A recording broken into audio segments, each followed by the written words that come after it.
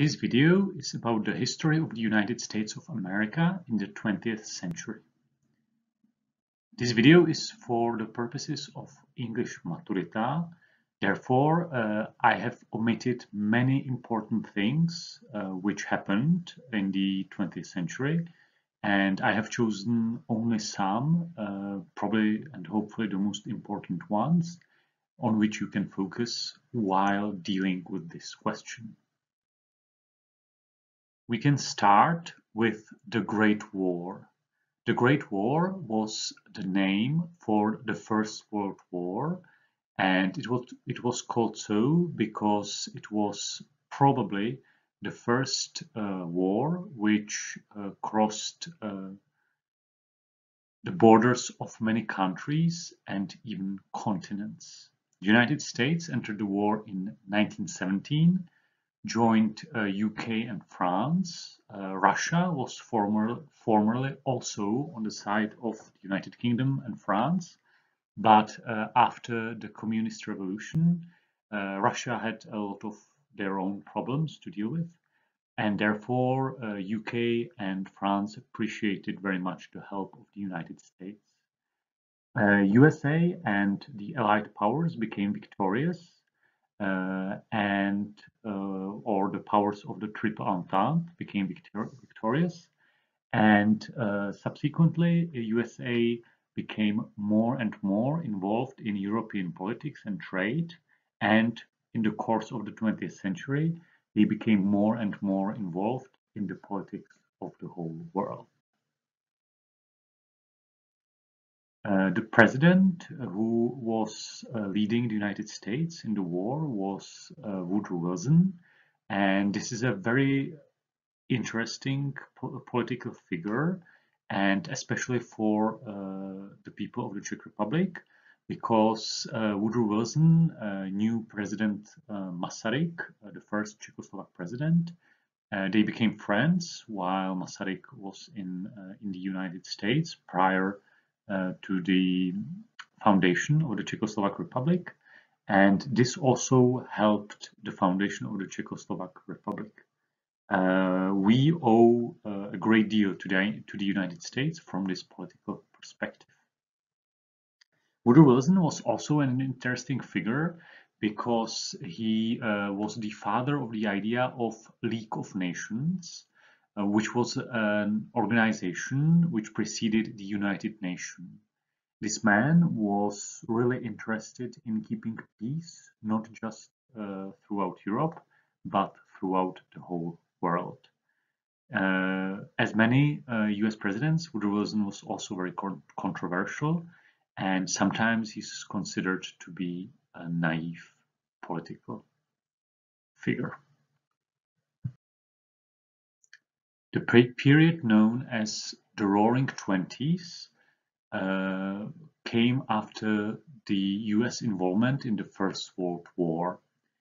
Roaring Twenties are defined as a decade of economic growth and widespread prosperity, driven by recovery from wartime devastation and deferred spending, a boom in construction, and the rapid growth of consumer goods such as automobiles or electricity. In brief, we can say that the 1920s were a period of economic growth in the United States, and things got much better. We have a book which is called The Great Gatsby by Francis Scott Fitzgerald, and it describes the lifestyle of this period as well as its problems. Since this is a book many students know, if you are really desperate during this Maturita question, you can briefly talk about this book, but not about the plot, but about the things surrounding the plot. So the atmosphere and the feeling of achievement and growth that was typical for the 1920s. However, we all know what came after. The 1930s were a period of economic stagnation and recession. The Great Depression is the name which we have for a severe worldwide economic depression that took place mostly during the 1930s. It started in the United States after a major fall in stock prices that began around September 4th, 1929, and became worldwide news with the stock market crash of October 29, 1929. In England, in the US and in the West, the key day which is connected with this event is called Black Tuesday. During these harsh times, many people found themselves without jobs, and this is a period which was very hard for many working people in the United States. We also have several authors describing life and the conditions during these hard times. The most famous one probably being John Steinbeck.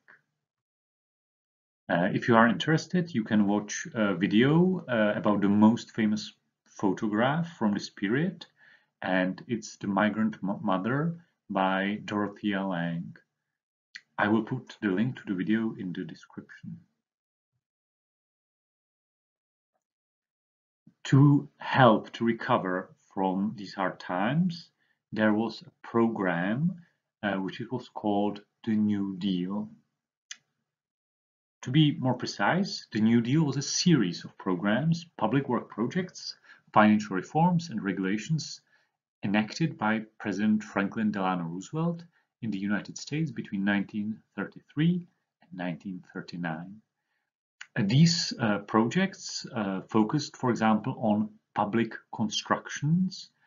So a lot of buildings which were built for the benefit of the public were constructed. This included buildings for state institutions, infrastructure.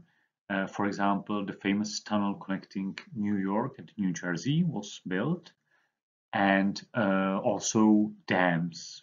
Dams, which are large reservoirs for water built on rivers, are probably the most iconic relic of this period.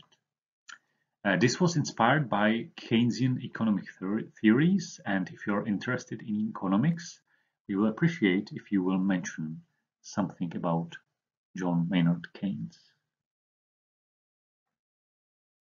In the 1940s, the United States of America also took part in the Second World War. The US entered war after the Japanese attack on Pearl Harbor. Pearl Harbor is a port, and it was a very important military port on Hawaii, to be precise, quite near the city of Honolulu.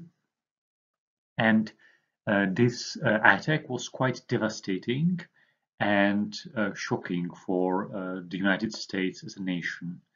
Afterwards, US joined Allied powers and fought against Japan and the Third Reich. The most famous battles were fought in the Pacific against the Japanese.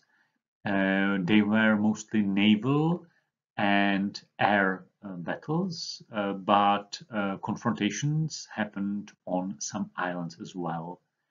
The most famous battles, in my opinion, are the Battle of Midway and the Battle of Guadalcanal. There is a very powerful movie about the Battle of Guadalcanal, which is called Thin Red Line, directed by Terrence Malick, and I recommend this movie very much. The USA entered Europe as well, continental Europe, to be more precise, on the 6th of June 1944, which is called Operation Overlord. This was a code name for the Battle of Normandy, the Allied operation that launched the successful invasion of German-occupied Western Europe during the Second World War. The operation was launched on 6th of June 1944 with the Normandy landings. The Normandy landings were a success because troops of mostly the United States and United Kingdom successfully breached German defenses. On the other hand, many soldiers died, and the whole operation was very tragic. Here we can see the main beaches on which the US and British troops charged. The beaches had code names Utah, Omaha, Gold, Juno, and Sword. You can see that Canadian troops took part in these landings as well. And if you ever visit France, I would recommend visiting these beaches because these are places where the course of war changed.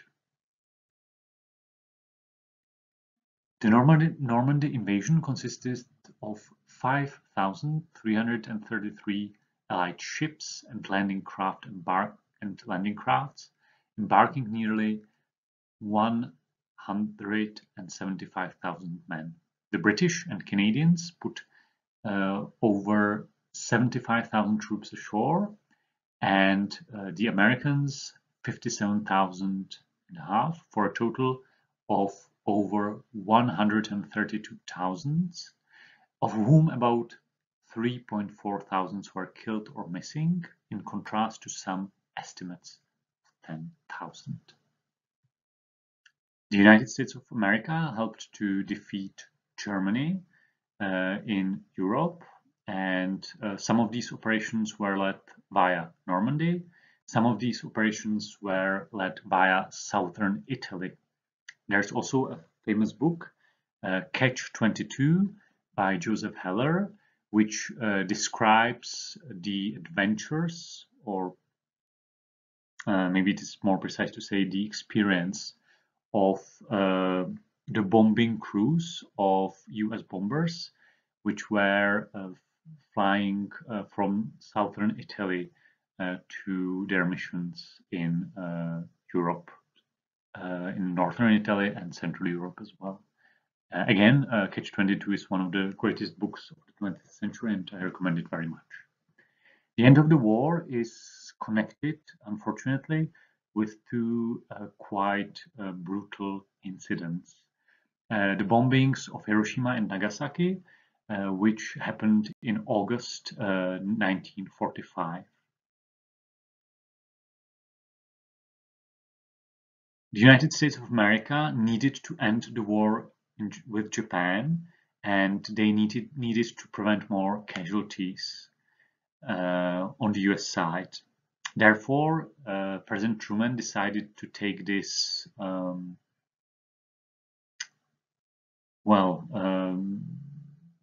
to commit this atrocity and drop two bombs on two Japanese cities. The two bombings killed between 129,000 and 226,000 people, most of whom were civilians, and this remains the first and only use of nuclear weapons in armed conflict. Hopefully, it was the last use of nuclear weapons in any conflict. After the war, the 1950s happened, and this is a period of time which is sometimes viewed as the golden age of the USA, partly for its economic growth and expansion, and partly because of the aesthetic. The American car and American fashion became quite iconic for the US, and that's why 1950s are sometimes viewed as I said, the golden age of the United States. This doesn't mean that there were no problems during these times, and there was still the problem of racism and segregation.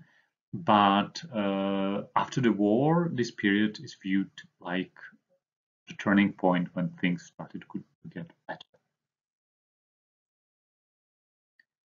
This brings us to the conflict which is called the Cold War. The Cold War was a period of geopolitical tension between the Soviet Union and the United States of America and their respective allies. Cold War was called cold because no weapons were used between these two nations. Therefore, the missiles and the cannons were just aimed at the opponent, but fortunately, no direct conflict happened. This was especially fortunate because the risk of conflict would be the nuclear conflict, and this could quite possibly mean the end of the world. Luckily, the world is still here, and hopefully it will remain here for some time. I have chosen two representatives connected with either side, and it's John Fitzgerald Kennedy, or JFK, on the American side, and Nikita Khrushchev, the General Secretary of the Communist Party, who was some sort of an opponent to JFK. However, something which is called proxy wars happened during this period of time, which means that there were some conflicts elsewhere which were not openly between the US and the USSR, but in fact it was a conflict between these two nations. I have also chosen the Cuban Missile Crisis, which was probably a point during that it really looked like there is going to be a war between the US and USSR. In 1962, a three-day confrontation between the United States and the Soviet Union was initiated by the American discovery of Soviet ballistic missile deployment in Cuba. Cuba was a communist nation and still is, and it is a nation which is very, very close to American shore, the nearest state being, of course, Florida. When it looked like a large number of ballistic missiles will be deployed there, this threatened the security of American people, and there was a possibility of escalating conflict. However, all ended well, and the Cuban Missile Crisis didn't bring the spark which would change into the fire of war. I have mentioned proxy wars, and the most tragic and horrible one was probably the war in Vietnam. It was officially a conflict in Vietnam, Laos, and Cambodia from the 1st of November 1955, and it was fought between North Vietnam and South Vietnam. North Vietnam was communist and therefore had the support of USSR, and South Vietnam, democratic, had the support of the US. The Vietnam War is still a very problematic part of history of the US, and if you would like to talk about it more, we would certainly appreciate it. The war is considered a Cold War era proxy war. It lasted 19 years, with the US direct involvement ending in 1973, and it included the Laotian Civil War and the Cambodian Civil War, which ended with all three countries becoming communist in 1975. The US lost this war, but the biggest loss was of course, the number of people who didn't survive this war. as well as the trauma experienced by soldiers returning from these wars. 1960s are also connected with the hippie movement. Hippies are a youth movement in the United States during the early 1960s. The hippies believed in rejectment of established institutions and middle-class values. They opposed nuclear weapons and the Vietnam War. They promoted Eastern philosophy like Buddhism and meditation and some forms of Hinduism. They championed sexual liberation, which went hand in hand with their critique of middle-class values. They were often vegetarian and eco-friendly, and they also promoted the use of psychedelic drugs, which they believed expanded one's consciousness. In the description, I will post a link to this short video about the Cold War. And if you don't possess sufficient knowledge about these times, I would encourage you to watch this video. Now, if you like, you can pause this video and put these events in chronological order. We are moving to the 21st century in the history of the United States. And although it was quite a short period of time, we have just 20 years behind us, many things happened.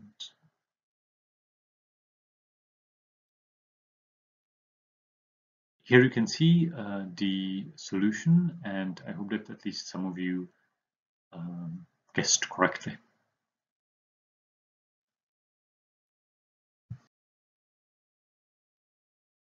The first major event of the 21st century happened on September 11th, 2001. We refer to this incident simply by the words 9/11 or by the numbers 9/11. And it was a series of 4 coordinated terrorist attacks by the Islamic terrorist group Al-Qaeda against the United States on morning of Tuesday, September 11th, 2001. The most famous and the most horrific was the destruction of 2 skyscrapers in Manhattan, New York. These were the 2 skyscrapers of the World Trade Center. And after this horrible incident, President Bush decided that the United States will move their troops into the Middle East, and that's how the current problems in the Middle East, which are still ongoing, started. During the same year, 2001, as a response to this series of attacks, the US invaded Afghanistan because Al-Qaeda probably had its base of operations in this state. And this conflict is called War in Afghanistan. This conflict was very long and very strange and lasted up until 2020. In 2003, much more controversial conflict happened, and it was the invasion of Iraq and the war in Iraq. Iraq was a state governed by a dictator, Saddam Hussein, who was a brutal war criminal who committed mass murders on the inhabitants of Iraq. However, the reason for the US entering the war was the threat of nuclear weapons, which Iraq was supposed to possess. However, after the invasion, it was proven that no weapons such as these existed, and Iraq is unfortunately still very politically unstable up until these times. Skipping many years and several important incidents. You can end, or we can end, in the 21st century by the two last presidents. Barack Obama was the 44th president of the US, who was elected 2 times. He's the first African American president in history. And if you are interested in the presidency of this politician, you can focus on his domestic reforms, such as Obamacare or Medicare programs for the improvement of public health, or you can focus on controversies surrounding President Obama, such as the use of drone strikes. Obama is a president who probably after Ronald Reagan has the best sense of humor from the US presidents, although this is debatable. And I will put a video demonstrating this fact in the description. And after Barack Obama, Donald Trump was elected the president.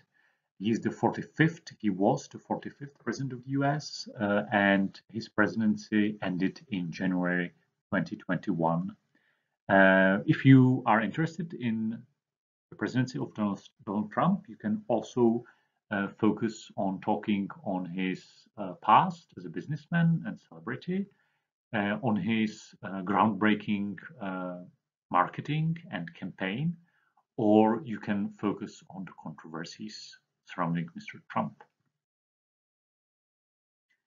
And this is the end of the part 2. As I said, this is a very, very vast topic, and I have omitted several or many important things. But as you can see, the 2 videos are still pretty long.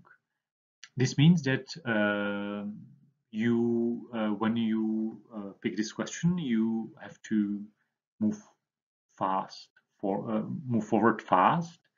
But also, this is a potential because there are so many topics. You don't need to talk about all of them. You can just focus on some. And that's it.